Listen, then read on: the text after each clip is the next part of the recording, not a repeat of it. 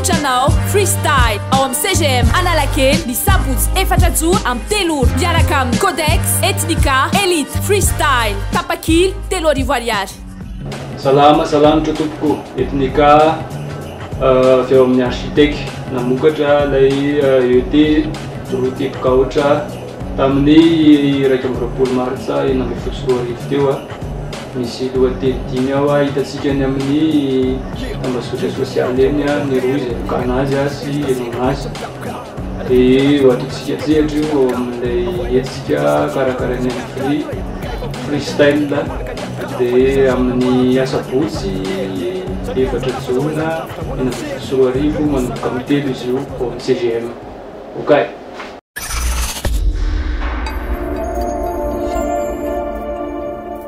Freestyle etsika raya karakarany amin'ny fria 4 jona 2024 arivo sabotsy io manomboka amin'ny 3 ao amin'ny CGM Pandray Anjara Codex Ethnica Elite. Tongava maro eto daholo ny polo sy ny kala rehetrarehetra fa hanalytsika sur.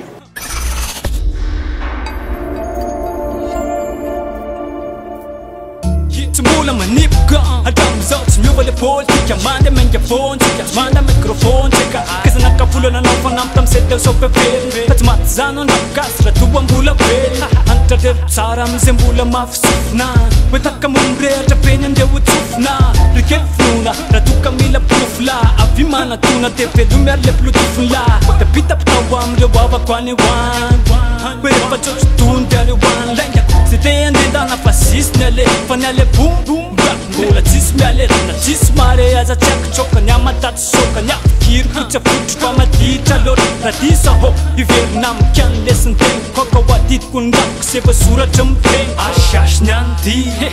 cause asasiny andy kobla ny atikasiny andy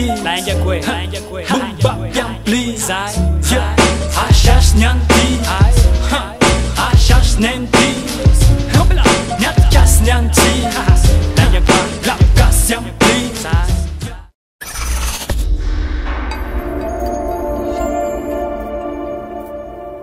M3 Manolotranao freestyle ao amin'ny CGM Analakely ny sabotsy 4 joro amin'ny 3 ora miaraka amin'ny Codex Ethnica Elite freestyle tapakily 3 arivo ariary.